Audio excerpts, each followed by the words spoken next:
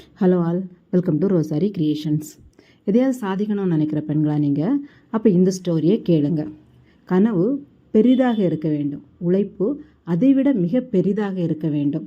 ஒரு சிறிய கிராமத்தில் வசித்த அருண் மிகவும் ஏழ்மையான குடும்பத்தில் பிறந்தான்.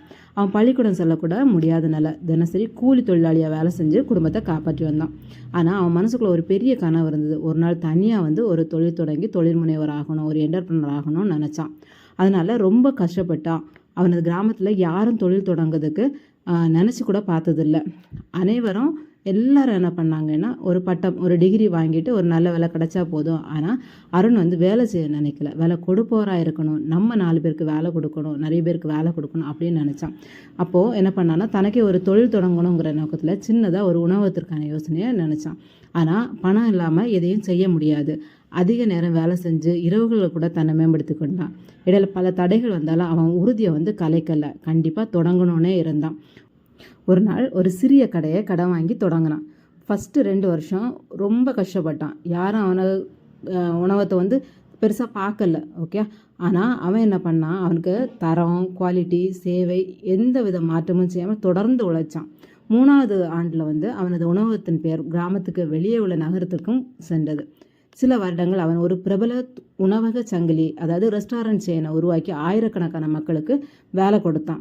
அப்போது எல்லாருமே அவனை ஒரு பெரிய தொழிலதிபராக பார்த்தாங்க.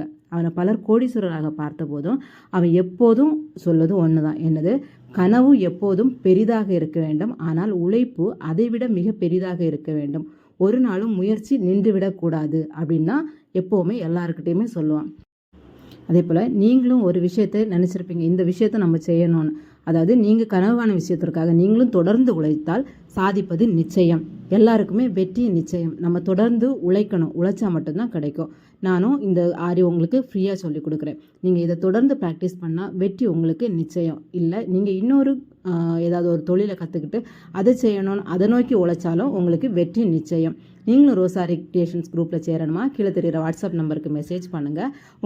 உங்களோட கனவை நோக்கி பயணிங்க. நாங்கள் எல்லா சப்போர்ட்டும் உங்களுக்கு கொடுப்போம், மோட்டிவேஷன் ஸ்பீச்சும் கொடுப்போம். பிடிச்சிருந்தா சப்ஸ்கிரைப் பண்ணுங்கள், லைக் பண்ணுங்கள், ஷேர் பண்ணுங்கள். All the best. தேங்க்யூ எல்லாருக்குமே.